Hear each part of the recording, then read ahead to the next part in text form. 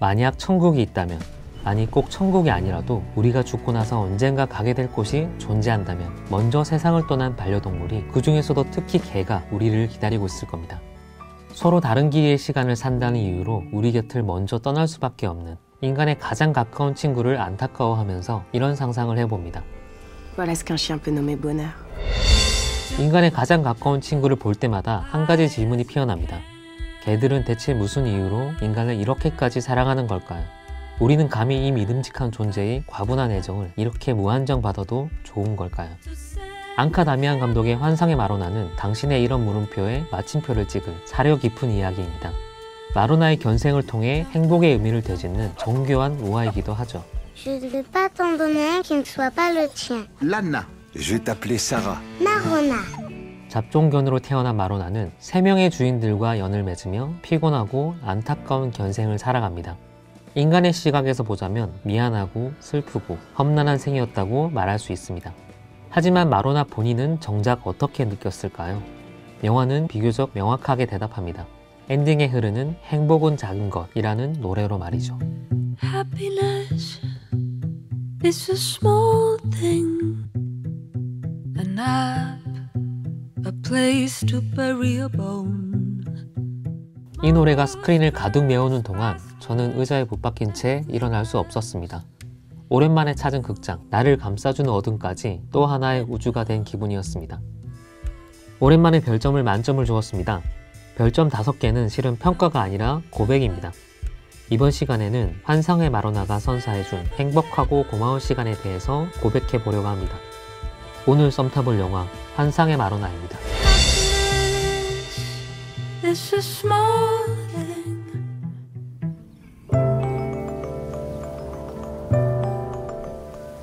오늘은 편안하게 마로나의 견생을 그대로 따라가 보려고 합니다. 그 와중에 질문이 자연스럽게 피어나면 잠시 멈춰서서 그 질문에 답해 보겠습니다. 어느 날 도로 위에서 개 한 마리가 로드킬로 사망했습니다. 과거도 미래도 어쩌면 이름조차 기억되지 않을 사소한 사건. 도로 위에 얼룩처럼 새겨진 강아지의 흔적은 백목이 지워지듯 서서히 희미해져 갑니다.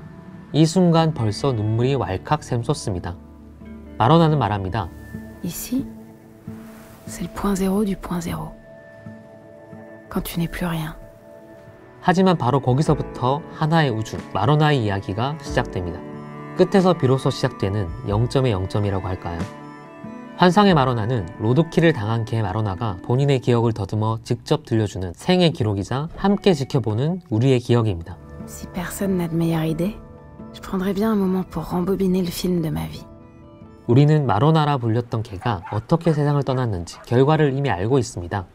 말하자면 이건 하나의 생명이 기억으로 완성되어 가는 이야기입니다. 여기 한 마리 강아지가 태어났습니다. 9남매 중 막내로 태어난 강아지는 헷갈리지 않기 위해 주인에 의해 아홉이라고 불립니다.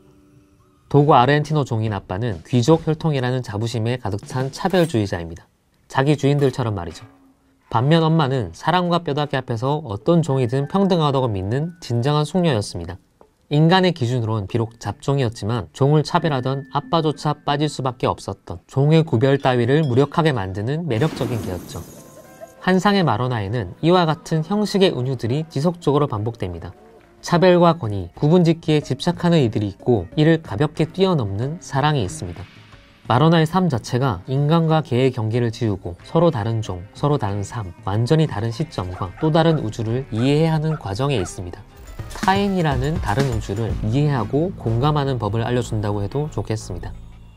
아홉이었던 시절의 마로나는 기억합니다. 행복이란 숫자 9 모양 같고 우유 맛이 난다고. Le bonheur a la forme du chiffre 9 et le goût du lait. 이런 완벽한 순간들은 복잡한 미지를 필요로 하지 않습니다. 몽글몽글한 수채 물감의 번짐, 흑백과 간단한 실루엣만으로 표현되는 이 순간은 그야말로 충만함으로 넘쳐납니다. 여기서 한 가지 더 재치를 발휘하는데 9이란 숫자를 태양계의 행성에 빗대는 겁니다. 수금지와 목토 천해명, 9명의 남매들은 책 속으로 들어가 각각의 행성이 되는 등 신기한 여행을 합니다. 그런데 아시다시피 9번째 행성인 명왕성은 얼마 전에 행성의 지위를 잃어버렸습니다. 자연스럽게 9이 헤어지게 되리라는 걸 암시하는 거죠. 엄마는 엄숙하게 말합니다. Les humains peuvent se permettre de ne pas comprendre pourquoi nous aboyons, mais nous ne pouvons pas nous permettre de ne pas comprendre ce dont ils parlent. Donc apprenez le langage de l'homme pour pouvoir vous protéger de lui. 여기서 첫 번째 질문. 마로나의 이름은 왜 마로나일까요? 환상의 마로나는 아오비 마로나가 되기까지 3명의 인간과 만나며 겪은 시간들을 담아냅니다. 고개사 마놀에게 아홉은 아나였고 건설업자 이스트반에게 아홉은 사라였으며 조숙한 소녀 솔랑주에게 아홉은 마로나였습니다. 마로나에게 있어 이름은 자신을 증명하는 호칭이 아닙니다. 그것은 인간의 언어죠. 아홉, 아나, 사라, 마로나 뭐라고 불리던 그는 오직 자기 자신일 뿐입니다. 마로나는 종에 얽매이지 않았던 엄마처럼 단지 사랑스러운 한 마리의 개였으며 동시에 이 모든 이름이기도 했습니다. 마로나의 이름은 관계를 설명하는 방식인 셈입니다. 그럼에도 오직 자기 자신일 것. 환상의 마로나의 특별함은 바로 여기서 시작됩니다. 다시 왜 마로나는 마로나인가? 라고 묻는다면 2가지 정도로 답할 수 있습니다. 하나는 단순하게 마로나라는 이름으로 가장 긴 시간을 살았고 그 이름으로 생을 마감했기 때문입니다. 영화는 아나, 사라, 마로나 세 시기를 거의 비슷한 분량으로 보여주지만 실은 세 시기는 다소 물리적인 차이가 있습니다. 행복했던 시절은 짧고 굳은 살이 박혀서 적응하는 시기는 긴 법이죠. 실제로 솔랑주가 호기심 많던 소녀에서 까칠한 청소년으로 그리고 어른으로 성장하는 긴 시간은 매우 짧은 몽타주로 처리됩니다. 왜 마로나인지 2번째 이유를 상상해 본다면 지나가는 과정을 거친 후에 비로소 받아들인 상태, 삶에 대한 일종의 체념 같은 인정이 우리의 본 모습이 아닐까 싶습니다. 행복은 마치 모든 것처럼 충만하지만 찰나처럼 스쳐 지나가기도 합니다. 하지만 마로나는 옛날의 행복에 얽매여 추억을 회상하며 살아가지 않습니다. 그저 지금 주어진 것들에 충실하죠. 모든 것에 빨리 실증내는 작은 소녀와 함께한 찰나의 시간, 반복되는 일상이라 기억할 거리도 없는 그 긴 시간, 매일매일 인에 박혀 순식간에 흘러가는 그 시간도 삶의 일부란 걸 마로나는 알려줍니다. 여기서 2번째 질문, 의인화란 무엇일까요? 우리가 개를 사랑하는 만큼 개를 소재로 한 영화나 이야기는 넘쳐납니다. 하지만 대부분 인간의 시점에서 해석한 이야기들을 들려줄 뿐 온전히 개의 관점에서 상상하고 그려진 영화는 극히 드뭅니다. 개는 그저 인간의 또 다른 모습입니다. 그리고 영화 속 주인공인 인간의 행복을 위해서 봉사하죠. 일단 우리는 개가 어떻게 느끼고 어떻게 생각하는지 사실 알 수 없기에 의인화라는 우회로를 쉽게 택하곤 합니다. 그 순간 이야기는 개의 것이 아니라 인간의 것이 되어버립니다. 개가 사람의 행복을 위해 존재하는 천사라는 낡고 불편한 프레임이 씌워지는 거죠. 환상의 마로나는 다릅니다. 충만한 감정과 반짝반짝 빛나는 묘사로 가득한 이 사랑스러운 애니메이션은 개의 일생을 온전히 개의 것으로 돌려줍니다. 물론 이건 역시 우리의 상상이긴 합니다. 인간의 언어를 이해하는 마로나의 내레이션으로 채워져 있죠. 하지만 환상의 마로나는 인간과 동물을 단순히 위치와 형태만 치환시킨 대다수의 의인화와는 결이 다른 길을 갑니다. 비결은 2가지입니다. 첫 번째는 캐릭터의 내면이 반영된 다채로운 작화, 2번째는 상대의 입장을 상상해보는 공감의 힘입니다. 인간인 우리는 개의 심정을 있는 그대로 파악할 수 없습니다.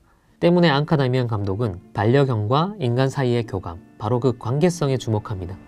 마로나의 이름은 마로나의 것이기도 하지만 마로나가 지나온 시기에 붙여진 이름이기도 합니다. 장편 데뷔작 크롤릭 나의 저승길 이야기에서부터 앙카 다미안 감독은 타인의 감정에 공감하고 다른 세계를 상상하는 데 탁월한 성취를 선보여 왔습니다. 신작인 환상의 마로나에서도 이런 재능은 여지없이 빛을 발합니다. 사실 모든 예술 매체는 은유와 상징입니다. 우리는 우리의 마음을, 우리의 감정을, 그 추상적인 형태를 완벽하게 설명할 언어를 가지고 있지 않습니다. 그래서 사건을 짜내고 상황을 상상하여 이야기라는 길고 번거로운 과정을 빌리는 거죠. 한편으로 애니메이션의 표현들은 그 자체가 하나의 언어가 되기도 합니다. 앙카 다미안 감독은 바로 그 점을 파악하고 있습니다. 문자로 옮기면 담아지지 않고 손가락 사이로 흘려내려가 버리고 말 마로나의 감정을 그림이라는 추상적인 표현 방식, 이미지 언어로 담아내는 겁니다. 나에게 있어 애니메이션이란 스토리텔링의 문법을 재창조하기 위한 도구다. 애니메이션은 직관적이다. 그림으로 표현하다 보면 이야기가 더욱 다층적으로 쌓여서 좀 더 깊게 접근할 수 있다. 특히 내 생각과 잠재의식 속에 있는 이야기를 온전히 자유롭게 표현할 수 있다는 점이 좋다. 마로나의 의인화가 인간을 위한 것처럼 보이지 않는 이유가 여기에 있습니다. 이 애니메이션의 이야기, 그러니까 내러티브의 중력은 인간으로부터 자유롭습니다. 감정과 감각을 그대로 형상화하는 자유분방한 작화 덕분입니다. 마로나가 보고, 느끼고, 사랑하는 세상은 우리가 한 번도 본 적이 없는 색다른 형태로 반짝거립니다. 비유하자면 마로나의 눈을 통해서 느껴지는 인간 세상은 마치 우리가 외계 또는 다른 행성에 떨어졌을 때 보이는 주변 풍경과 다를 바 없습니다. 인간의 언어로 표현하기 벅찬 다채로운 감각과 형상들이 시각적으로 쏟아지는 거죠.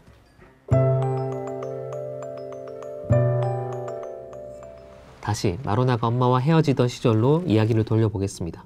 그렇게 모든 걱정을 씻어주는 따뜻하고 축축한 엄마의 혀에 감싸여 완벽하고 충만했던 시절, 멍멍만큼 짧았던 시절이 지나고 마로나는 형제들을 떠나 새로운 주인에게 맡겨집니다. 아빠 집으로 말이죠. 처음엔 아빠의 집에 잠시 머물렀던 아홉은 하루도 지나지 않아 거리로 내쫓깁니다. 아빠와 함께했던 시간은 단 12분. 그렇게 마로나에겐 완전히 새로운 세계가 펼쳐집니다. 환상의 마로나는 인생의 새 시기를 3명의 주인공에 빗대어 은유하고 있는 작품입니다. 보게사 마놀과 함께했던 시기는 무엇이든 할 수 있고 행복과 만족감으로 충만한 어린 시절을 상징합니다. 마놀의 다락방은 비록 좁지만 마로나에겐 더할 나위 없이 만족스럽습니다. 오히려 두고 온 형제들이 생각날 정도죠. 고기사인 마놀은 삶의 아름다움을 필사적으로 추구하는 인물입니다. 마놀은 기분파이며 마로나에게 완전히 충실하죠. 둘 사이의 교감은 고개와 하나가 돼서 떼어 넣을 수도 없습니다. 일과 놀이가 구분되지 않고 매 순간이 모험으로 가득했던 시절. 우린 가난해 라는 마놀의 말에 마로나는 답합니다. Je suis pauvre, Anna, mon petit gars. Et maintenant, toi aussi, tu es pauvre. Pauvre? Tu veux rire? Avec autant de bonnes choses, j'étais le chien le plus riche du monde. 그리고 초반에 엄마의 집, 그러니까 책에서 봤던 우주는 마놀의 집에서 또 한 번 실현됩니다. 작은 방의 지붕이 열리고 우주가 되는 거죠. 두 장면 모두 마로나의 눈을 크게 클로즈업해서 그 까만 눈동자에 새겨지는 방식으로 표현이 됩니다. 더불어 여기서는 마로나가 마놀을 바라볼 때 마놀도 마로나의 시선 안에 가득 찹니다. 저는 행복에 대한 이런 완벽한 이미지를 근래에 본 적이 없습니다. 마놀이 이제부터 마놀의 아나라고 소개하는 거야 라고 말할 때 마로나는 생각합니다. J'avais jamais rien eu à moi jusque-là. Et d'un coup, j'avais tellement de choses que j'avais peur de faire une bêtise et tout perdre. 이 장면은 두 가지 측면에서 제 심장을 때렸습니다. 하나는 행복과 충만함에 대한 마로나의 철학, 그러니까 행복은 작은 것이라는 걸 직접 보여주는 장면이기 때문입니다. 다른 하나는 소유 그리고 소유격에 대한 인식입니다. 마놀의 아나라고 했을 때 저는 마놀이 개의 주인이라고 당연히 생각해버렸습니다. 그런데 마로나는 당연한 듯 자신이 마놀을 가졌다고 말합니다. Et j'avais Manol et rien qu'à moi. 그게 맞는 거죠. 나만의 보금자리, 나만의 이름, 그리고 나만의 마놀. 이런 즐거운 덕백과 함께 갑자기 선물이 날아들었다고 말합니다. 그리고 마놀의 얼굴을 핥아줍니다. 이렇듯 환상의 마로나에서 애니메이션은 감정과 감각을 형상화하고 있습니다. 슬프면 구부정한 형태의 선이 화면을 지배하고 긴장할 땐 바짝 나리선 형태의 모양들이 화면 곳곳에 삐죽삐죽 솟아납니다. 물론 그 감정을 느끼는 주체는 개 마로나입니다. 마로나의 눈앞에 펼쳐지는 거리의 풍경은 개의 시선이면서 동시에 함께했던 인간들의 세계이기도 합니다. 마놀의 모자에 담겨서 거리를 돌아다닐 때, 이스트반의 차에 탔을 때, 그리고 솔랑주의 집에서 산책을 할 때 자크와의 기조와 톤이 전부 다른 건 이런 이유에서입니다. 마로나가 보고 느끼고 감각한 것들은 유럽 그래픽 노블을 대표하는 벨기에 일러스트레이터 브레이트 에번스의 손끝을 거쳐서 매번 다른 작화로 피어납니다. 브레이트 에번스는 이 프로젝트에서 캐릭터 디자이너와 비주얼 컨설턴트를 맡았습니다. 그는 색채를 독특한 방식으로 사용하는 작가 중에 한 사람입니다. 그림체는 분명히 현실과 맞닿아 있는데 거기에 그치지 않고 현실을 굉장히 의미 있는 방식으로 해석해서 그려내는 작가죠. 환상의 마로나를 제안받았을 때 에번스는 자신의 책을 작업 중이어서 배경과 부수적인 작업을 위해 다른 아티스트들과도 협업하면 어떻겠냐라고 제안을 했다고 합니다. 그 결과 다른 두 사람의 일러스트레이터가 참여했고 결과적으로 배경이 한층 풍성해졌습니다. 등장인물들은 각자의 공간, 그러니까 자신만의 섬을 가지고 있는데 마놀의 집과 그 주변은 아이들의 꿈에서 영감을 받았습니다.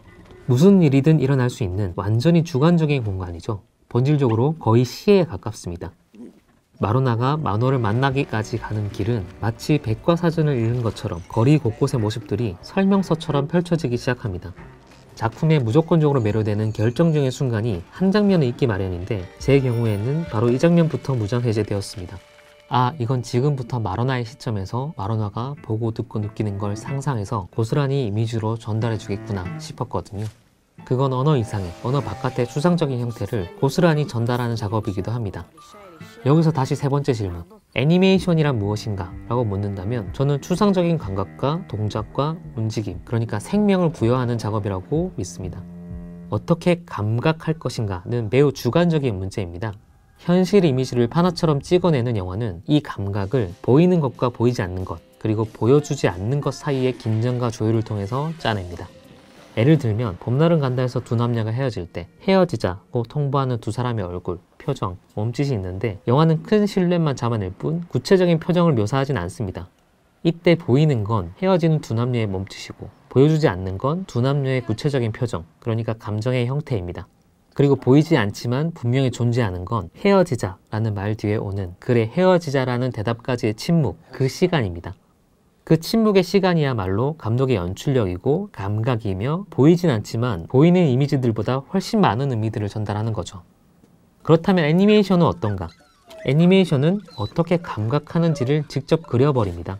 움직임 하나, 동작 하나도 똑바로 그릴 수 있는 거죠. 적극적인 왜곡과 자유로운 변형, 이야말로 애니메이션의 특권이자 힘입니다. 한상의 마로나가 아티스트의 스케치북처럼 다가오는 이유는 그 형상이 곧 감정의 표현이기 때문입니다.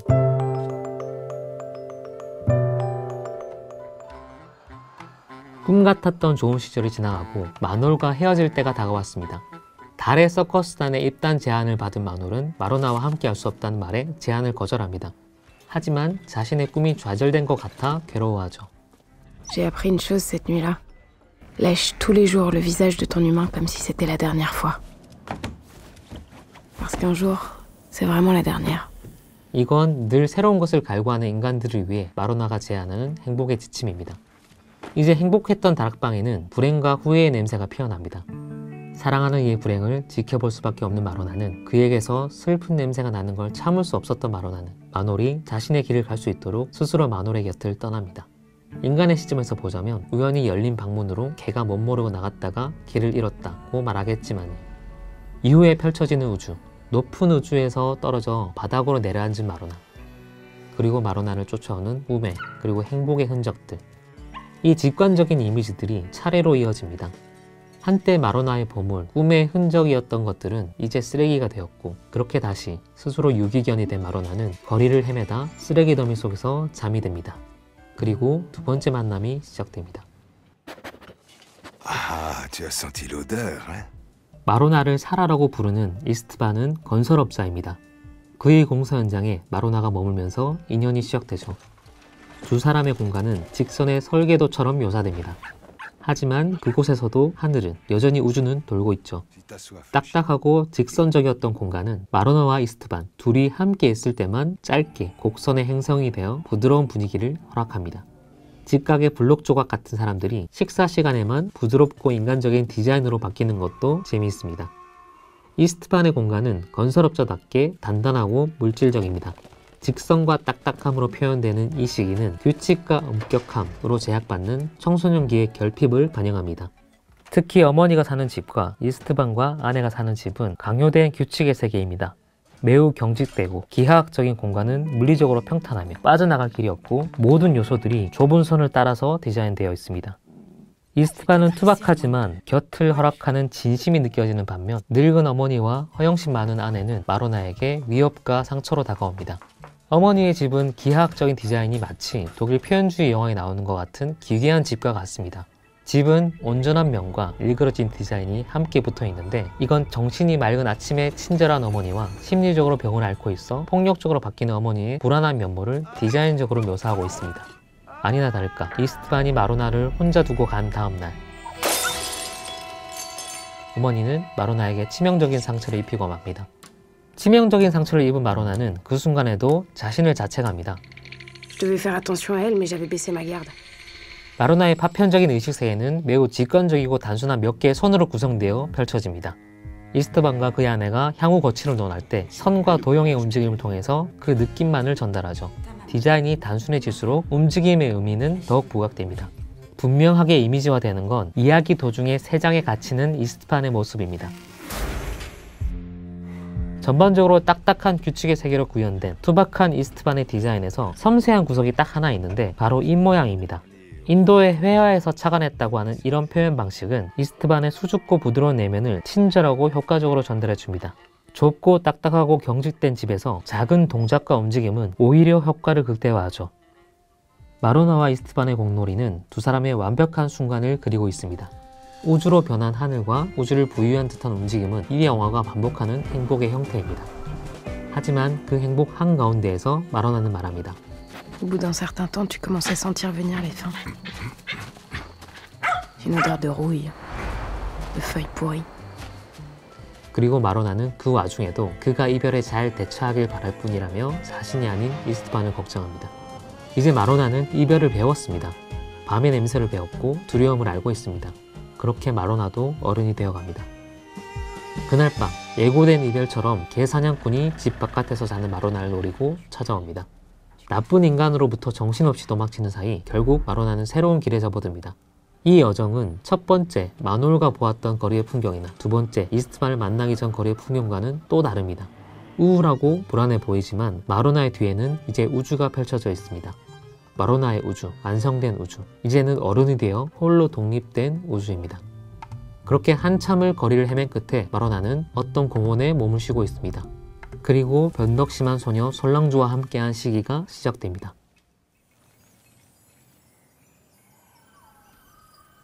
어린 시절이 마놀의 시기, 규율의 시기인 이스트반의 시기를 지나 마침내 만나게 된 솔랑주의 시기는 마놀의 자유로움과 이스트반의 딱딱함 사이에 있습니다. 캐릭터 디자인과 배경 디자인도 그런 원칙하에 그려졌습니다. 솔랑주는 어리고 여리지만 호기심 가득한 소녀입니다. 원피스를 입고 밖에 달린 운동화를 함께 소화할 수 있는 소녀는 구별 없는 순수함으로 가득 찬 시기를 상징합니다. 이제 마로나는 누군가에게 완전히 몰두하지 않습니다. 거리를 두고 관계를 유지하는 법을 익혔죠. 솔랑주가 너에게 꼭 맞는 이름을 지어줘야겠어 라고 말할 때 마로나는 이제 인이 박인 듯 시큰둥한 표정으로 대대입니다. Ah, je commence à être habituée, crois-moi. 그리하여 마침내 갈색이란 이유로 붙은 이름 마로나. 이에 대한 마로나의 뼈 때리는 한마디. Neuf, Anna, Sarah, Marona. Jeter un nom à un chien, c'est plus facile que de lui jeter un os. 이건 어쩌면 만남과 헤어짐, 관계에 대한 통찰처럼 들리기도 합니다. 가깝지도 멀지도 않게 휘둘리지 않도록. 성인이 된 이후의 관계란 그런 것이죠. 솔랑주의 집에서 받아들여질 때 이미 여러 차례 이별을 경험했던 마로나는 침착합니다. 이걸 보면서 한편으론 둔감해져가는 마로나의 모습에 마음이 쓸쓸해지기도 했는데 동시에 이것이 바로 삶이 아닌가 싶습니다. 이 장면에서 마로나의 무뎌진 감정과 대조되게 솔랑주는 어머니의 품에, 정확히는 그 넘실대는 붉은 머리칼의 물결에 폭 쌓여 있습니다. 마치 어린 시절의 악업처럼 말이죠. 영화는 이 시기의 마로나를 복합적인 공간 속에 그리고 있습니다. 부드럽게 감싸 안는 솔랑주의 엄마, 딱딱하고 원리원칙을 내세우는 무서운 할아버지, 그리고 자신의 편을 들어주는 솔랑주. 한 집안에 그간 마로나가 겪었던 모든 관계들이 공존하죠. 그리고 다채로운 디자인의 배경 작화는 이를 충실하게 반영합니다. 이건 감히 애니메이션이란 언어가 구현할 수 있는 거의 모든 것이라고 할 만합니다. 그렇다고 마로나가 선보이는 작화나 이미지가 전에 없던 새로운 것, 새로운 상상력들은 아닙니다. 그림과 애니메이션이란 형식이 이미 익숙하게 해왔던 것들이죠. 다만 중요한 건 온전히 이 이야기를 위해서 적절한 형태로 선택되고 창조된 이미지라는 점입니다. 심리와 감정을 디자인한다는 것, 그게 애니메이션의 위력이기도 합니다. 저는 이 영화에서 가장 재미있고 인상적인 장면 중 하나가 솔랑주의 할아버지가 마로나를 공원에서 산책시키다가 쓰러지는 장면이었습니다.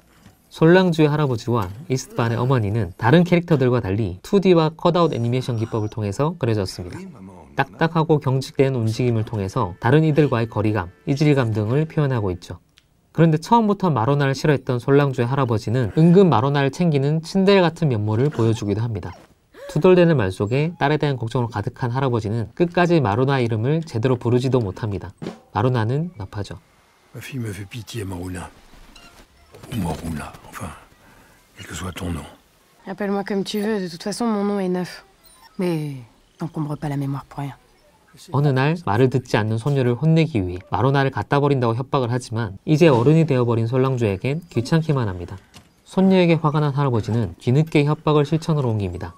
그러나 마로나를 갖다 버리기 위해 공원으로 산책을 갔다가 차마 버리지 못하고 데리고 돌아옵니다. 그리고 돌아오는 길에 갑자기 심장마비가 오죠. 그때 어쩌면 할아버지 인생에서 가장 아름다운 순간들이 펼쳐집니다. 마침내 천국으로 초대하는 것 같은 밝은 빛의 계단이 펼쳐지고 할아버지는 기꺼이 천국의 계단을 오를 준비를 합니다. 할아버지 얼굴에 처음으로 밝은 표정이 가득하죠. 하지만 영혼과 교감하는 개 마로나가 할아버지를 그만 살려버리고 맙니다. 어쩌면 이 영화에서 가장 웃기고 유쾌한 장면, 이 상상력이 흥미로운 것은 개와 인간의 관계에서 개를 조연으로 배치하지 않고 또 사람을 위해 존재하는 천사로 방치하지도 않고 마로나의 있는 그대의 모습을 그리고 있기 때문입니다. 건조하게 바라보면 개가 주인을 살린 훈훈한 이야기겠지만 마로나의 시점에서 재현하니 그렇게 따뜻하고 아름답기만 한 이야기는 아니었던 거죠. 마로나는 자신의 말처럼 할 일을 다 했을 뿐입니다. Il faut pas, monsieur. J'ai fait que mon devoir. Bonne nuit. 이 농담 같은 시퀀스가 선보이는 상상력이 마로나를 사랑하지 않을 수 없게 한다고 생각합니다. 마로나는 특별한 의미가 있어서 마로나인 게 아닙니다. 아홉, 아나, 사라, 마로나, 심지어 마루나 뭐라고 부르든 그는 오직 그인 거죠. 마로나의 이름이 마로나인 건 어쩌면 그런 게 크게 중요하지 않기 때문인지도 모르겠습니다. A place to bury a bone. 환상의 마로나는 정교하게 다듬어진 행복에 대한 우화입니다. 어떻게 하면 행복해질 수 있는가에 대한 조언이자 개들은 왜 인간을 사랑하는가에 대한 대답. 마로나가 말하는 개의 행복은 단순합니다. Voilà ce qu'un chien peut nommer bonheur. Avoir un homme sur lequel veiller pendant qu'il dort. 그것은 무엇을 위해 만들어진 목적론적인 사고가 아닙니다. 그저 있음으로써 채워지는 아름다운 관계, 그리고 충만한 경험입니다. 환상의 마로나는 질문합니다. 당신에게 그런 순간, 그런 사람, 그런 경험이 있느냐? 그렇다고 애써 찾으려고 헤맬 필요는 없습니다. 그건 본래 그러한 것이고 동시에 아무것도 아닌 것이며 언젠가는 당신이 마주할 수밖에 없는 것입니다. 당신이 무엇을 쫓느라 정신이 팔려서 미처 알아보지 못하고 흘려보내지만 않는다면 말이죠. 한 편의 애니메이션이 무엇을 할 수 있을까요? 한 편의 영화가 어떤 시간을 선사할 수 있을까요? 여기 마로나라는 이름의 우주가 있습니다. 이걸 보는 당신 역시 하나의 우주라고 말해줍니다. 적어도 지금은 이거면 충분한 것 같습니다. 오늘 썸 타본 영화 환상의 마로나였습니다. This is small.